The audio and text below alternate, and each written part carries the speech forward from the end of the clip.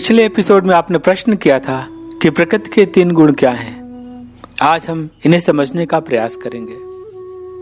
प्रकृति के 3 गुण हैं सत, रज और तम। सबसे पहले तम गुण को समझते हैं। तम गुण जड़ता का प्रतीक है, जिसे इंग्लिश में हम इनर्शिया कहते हैं। तम रोकने वाली शक्ति है। रजगुण गतिशीलता का प्रतीक है। मात्र गति ही गति हो तो भी जीवन असंभव है।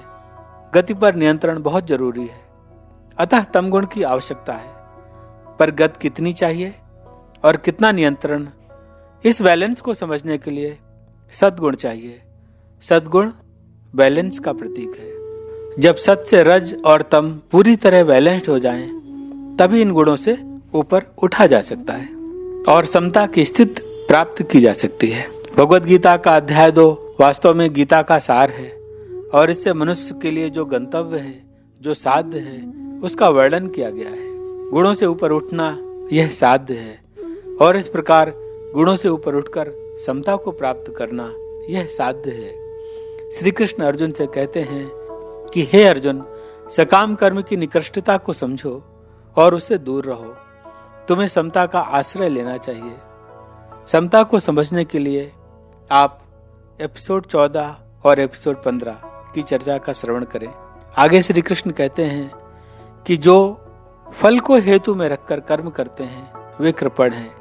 जैसे कृपण के पास जो कुछ भी होता है वो उसे किसी को दे नहीं सकता, उसे सब तरह से बचाकर रखना चाहता है। पर यहाँ जो कुछ भी है वो छूटने वाला है। जब किसी कृपण व्यक्ति की मृत्यु होती है तो जिस संपत्ति पर उसने शरीर से ज्यादा ध्यान रखा होता है उसका उपभोग कोई दूसरा ही कर रहा होता है।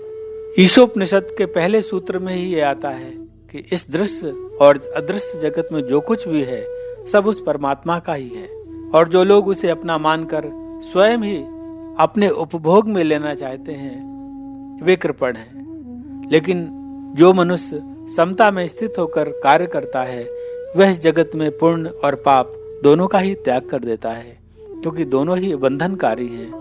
अतः श्री कृष्ण अर्जुन से कहते हैं कि तुम समता में स्थित होकर युद्ध करो, क्योंकि सभी कर्मों की कुशलता यही समता का योग है। योगः कर्मसु कौशलम। इसका कारण यही है कि जब मनुष्य समता में युक्त होकर कर्म करता है, ऐसे मनुष्य को मनीषी कहते हैं, क्योंकि उसने वास्तव में कर्मों को तत्व से समझा होता है।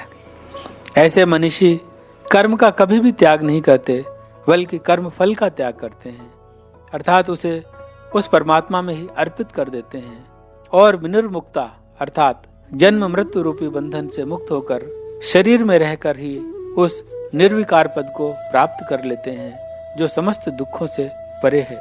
इसलिए हे अर्जुन, जब तुम्हारी बुद्धि इस समय जो अपनों को युद्ध के मैदान में देखकर मोहित हो रही है, जब यह तुम्हारी बुद्धि इस मोह रूपी दलदल को भली भांति पार कर जाएगी, उस समय तुम श्रुतः अर्थात सुने हुए लौकिक भोग को जो इस जगत में उपलब्ध हैं और सुनने में आने वाले श्रोतव्य पारलौकिक भोगों को अर्थात स्वर्ग आदि का सुख इत्यादि, इन सब के प्रति तुम्हारा राग समाप्त हो जाएगा। अभी तुमने शास्त्रों के हवाले से बहुत सारी बातें कही थी कि युद्ध से क्या नुकसान है, किस प्रकार ये युद्ध करना तुम्हारे लिए ठीक नहीं है, और तुमने अपने अस्त्रों को भी रख दिया है।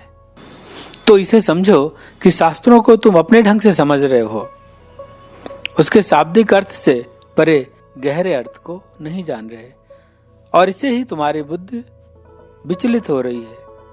जब इन मतभेदों से परे तुम्हारी बुद्धि स्थिर हो जाएगी और तुम अपने व्यक्तिगत स्वार्थ से परे उस परमात्मा से संबंध करके देखना शुरू करोगे, तब उस समय तुम उस समता रूपी योग को प्राप्त कर लोगे।